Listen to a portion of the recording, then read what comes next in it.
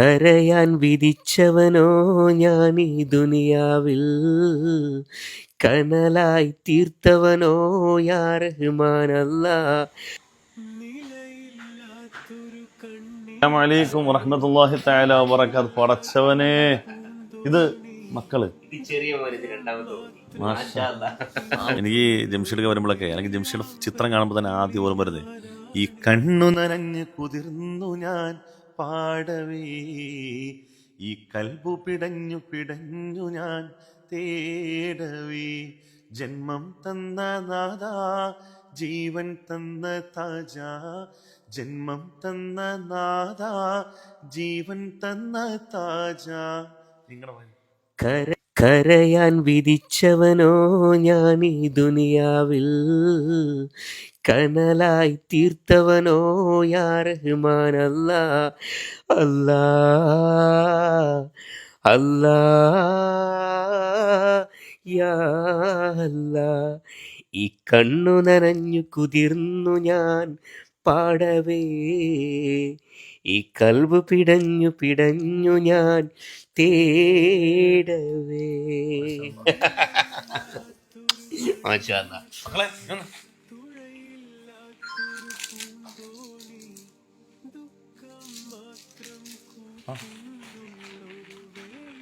നിങ്ങളൊക്കെ പരിചയപ്പെടുത്തി കൊടുക്കണ വിരി മൂന്നാൺകുട്ടികളല്ലേ? മൂന്നാൺകുട്ടികളെ. മഴ അല്ലേ, മഴ ആയതുകൊണ്ട് എന്താ പറയാ, ഈ സീസണൊക്കെ കുറവാണ്. എന്നാലും കുഴപ്പമില്ല, അൽഹംദുലില്ലാഹ്. എനിക്ക് എന്താ, നമ്മളിപ്പം മൻസൂർ തേലക്കാട് ഒരേ കിടപ്പിൽ കിടക്കുന്ന ഒരു എന്റെ വലിയ ഫ്രണ്ടാണ്. അല്ല, മൻസൂർ തേലക്കാടിനെയൊക്കെ പോയി കാണുമ്പോൾ ഇവരെല്ലാം പറയുന്നൊരു വർത്താനമുണ്ട്. എന്താണ്? അൽഹംദുലില്ലാഹ്, കുഴപ്പമില്ല, അൽഹംദുലില്ലാഹ്.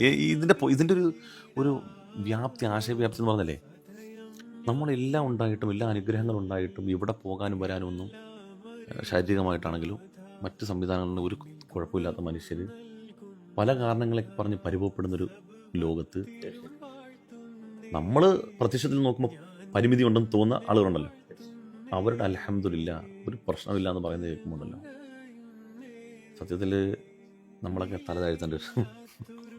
എന്താ വെച്ചാൽ നമ്മുടെ ജീവിതത്തിൽ ഞങ്ങളൊക്കെ ഒരു, എന്നെ മൻസൂറിനൊക്കെ സംബന്ധിച്ചിടത്തോളം ഞങ്ങൾക്ക് ഓസ്റ്റിയോജെനസിസ് ഇംപെർഫെക്റ്റ് എന്ന രോഗമാണ്. അതായത് എല്ലുകൾ എന്താണ്, ആരെങ്കിലുമൊക്കെ എടുത്തേക്ക് വന്നിട്ടുണ്ടെങ്കിൽ ആക്ഷന് തുമ്മി കഴിഞ്ഞാൽ ഞെട്ടിക്കഴിഞ്ഞാൽ ഒരു ഭാഗത്ത് പൊട്ടിക്കഴിഞ്ഞാൽ ഞങ്ങളൊക്കെ ചെയ്യലെന്ന് വെച്ചാൽ ഒരു തലയാണ് വെച്ചിട്ട് ആ ഭാഗത്ത് കണ്ട് ചെരിഞ്ഞെടുക്കും. പിന്നെ ആ ഭാഗം തന്നെ ഉണ്ടാവുള്ളൂ. പിന്നെ അവിടെ ഞങ്ങൾക്ക് വേണ്ടി ചെരിഞ്ഞിരിക്കാൻ പോലും കഴിയില്ല. അപ്പോൾ എന്നെ സംബന്ധിച്ചിടത്തോളം ഉമ്മൻ്റെ ഏതെന്ന് വെച്ചാൽ ഒരു കട്ടിൻ്റെ മുകളിൽ വെച്ചുകൊണ്ട് ആ കട്ടിൻ്റെ ഇതിനൊരു ചെറിയൊരു ഓട്ട തുളച്ചിട്ട്, അപ്പോൾ ആ ഓട്ട തുളച്ചിട്ട് അതിനടിയിൽ പാത്രം വെച്ചിട്ട് ആ ഓട്ടയിലൂടെയാണ് ഞാൻ ബാത്റൂമിലേക്ക് ഇതിനൊക്കെ പോവുക. കാരണം ഉമ്മൻ്റെ മറ്റു ആഗ്രഹങ്ങളൊക്കെ മറന്നുകൊണ്ട് 18 വർഷക്കാലം ഒരു ആൺകുട്ടി, ഒരു മകന് എന്തെങ്കിലുമൊക്കെ ആവുന്ന പ്രതീക്ഷയിൽ അന്നേ ഞാൻ ഉമ്മാനോട് പറഞ്ഞ വേദനകൾ സഹിക്കുമ്പോൾ എന്താ പറയുക, ഉമ്മ എങ്ങനെയെങ്കിലും എനിക്ക് വേണ്ടി നിങ്ങൾ തോൽക്കുകയും, കാരണം നിങ്ങൾ പോണതിൻ്റെ മുമ്പേ പഠിച്ചോണ്ട് നമ്മളെ തിരിച്ച് വിളിക്കണേന്ന് ഞങ്ങളങ്ങനെ പ്രാർത്ഥിച്ചിട്ടുണ്ട്.